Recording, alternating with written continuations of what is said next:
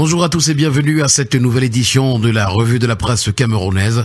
Nous démarrons ce matin avec la nouvelle expression qui, s'agissant d'échéances électorales, nous fait savoir que les hirondelles politiques sont de retour. Certains leaders politiques, présidents de partis politiques et engagés politiques sont comme des hirondelles. La période entre deux élections, ils sont dans les buissons.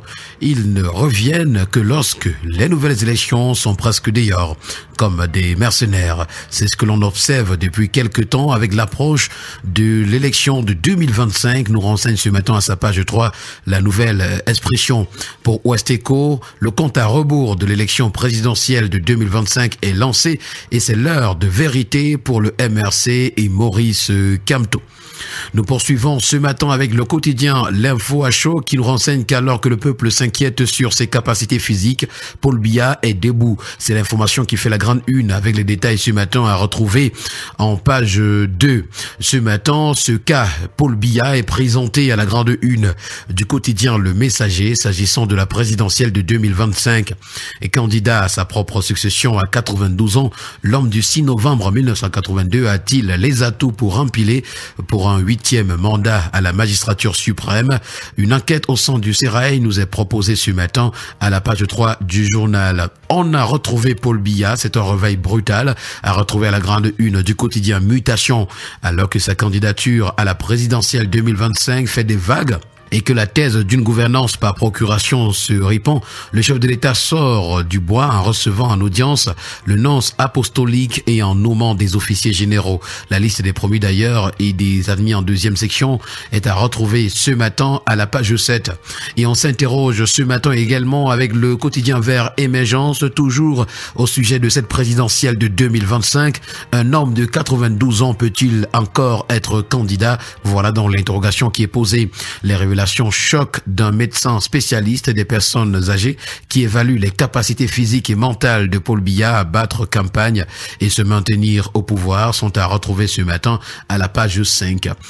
Cameroun Tribune, pour sa part, revient sur la coopération entre le Cameroun et le Vatican. Les vœux de Léon XIV nous sont présentés ce matin à la grande une. Reçu hier en audience au Palais de l'Unité par le président de la République, Paul Biya, le nonce apostolique au Cameroun et en Guinée équatoriale, Monseigneur José Avelino Bettencourt, a transmis à son hôte les salutations du pape Léon XIV qui vient d'entamer son pontificat. Au bout d'une heure d'entretien, l'hôte du chef de l'État s'est félicité de la qualité des échanges, mais aussi des nouvelles perspectives de la relation entre Yaoundé et le Saint-Siège. En savoir davantage, c'est parcourir les pages 2 et 3 du journal. Le quotidien Info Matin, pour sa part, s'agissant de la bauxite de Midi-Martap ce matin, nous fait savoir que Paul Biya lance l'exploitation du plus grand projet industrialo-minier d'Afrique. Situé dans cette localité de l'arrondissement de Tibati, département du Dierem, arrondissement région de l'Adamawa, le projet est déjà à un niveau très avancé dans son plan de développement. Au nom du chef de l'État, le ministre par intérim des Mines, de l'Industrie et du Développement technologique, le professeur Foukalitus Gentry, a ce 15 juillet officiellement donné le coup d'envoi des travaux techniques. Nous continuons en économie avec le premier quotidien économique de la zone CEMAC. Ça, c'est le journal L'Économie qui s'intéresse au secteur bancaire ce matin et nous renseigne que l'État prend le contrôle de Société Générale Cameroun.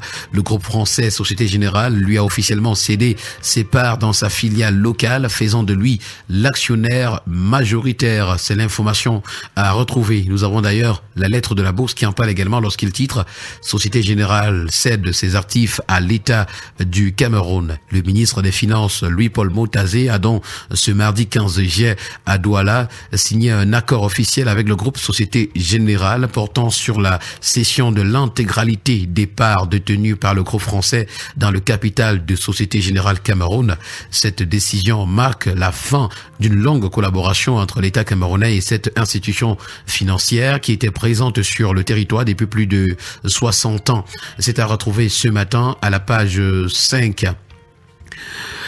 Expression économique, l'hebdomadaire en parle également lorsqu'il titre ce matin « Banque, l'État rachète Société Générale Cameroun » et pour Econews, Société Générale Cameroun, c'est l'État qui prend les rênes d'un géant bancaire. Cette information est donc à retrouver en parcourant les différents journaux ce matin.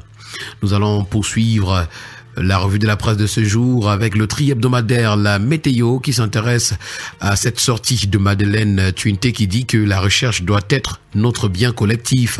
La minerie à ce 15 juillet à Yaoundé fait cette prescription à l'ouverture solennelle de la 9e édition des GERSIC qu'elle a présidée au nom du Premier ministre Joseph John Gouté, non sans assurer que le gouvernement ne ménagera aucun effort pour accompagner les chercheurs.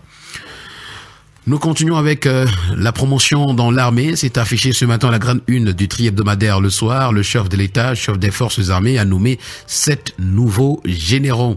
Et parmi ces généraux-là, on en a 2 qui sont du Grand Nord. Il s'agit justement des nominations au sein des forces de défense telles que présentées ce matin par le quotidien régional d'information du Nord Cameroun, L'Œil du Sahel de Guiba et Gatama. Le tri-hebdomadaire L'Étudiant ce matin parle des jeunes et de l'élection présidentielle en nous présentant les 40 millions qui y fâchent. À la suite de la candidature officielle du président Paul Biya, les jeunes de l'OJRDPC ont investi le lundi 14 juillet 2025 la salle B324 du secrétariat général de la présidence de la République pour remettre une cagnotte de 40 millions de francs CFA destinée à couvrir la caution et la campagne de leur champion.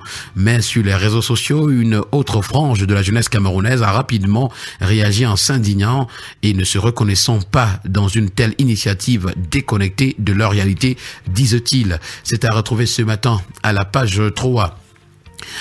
Le journal Écho Matin de l'économie et des finances s'intéresse au corridor Gabon-Cameroun. Les commerçants paient près de 2 millions de francs CFA de pots de vin par voyage. C'est l'information à retrouver ce matin à la grande une avec les détails à la page 10. Cameroun également, c'est l'État qui signe un accord pour contrôler Société Générale en attendant la cession à un privé. Nous allons terminer ce matin avec le bi-hebdomadaire d'enquête, d'analyse et de sondage. Ça, c'est l'Indépendant qui s'intéresse au projet routier EDI Kribi et nous fait savoir que la BAD est face à l'imposture. La Banque africaine de développement, BAD, bailleur de ce projet, appelé à prendre ses responsabilités face aux manœuvres dolosives du ministère des Travaux publics et du MINMAP dans l'adjudication de ce marché. Cet impératif s'impose d'autant plus avec acuité que la réalisation de cette infrastructure routière est vitale pour la compétitivité du port en eau profonde des Kribi. L'information complète est à retrouver en parcourant les pages 9 à 11. Et voilà qui a permis, mesdames et messieurs, de mettre un terme à cette autre sortie de la revue de la presse camerounaise. Merci à tous et au plaisir de vous retrouver très prochainement pour une autre édition. Bonne journée.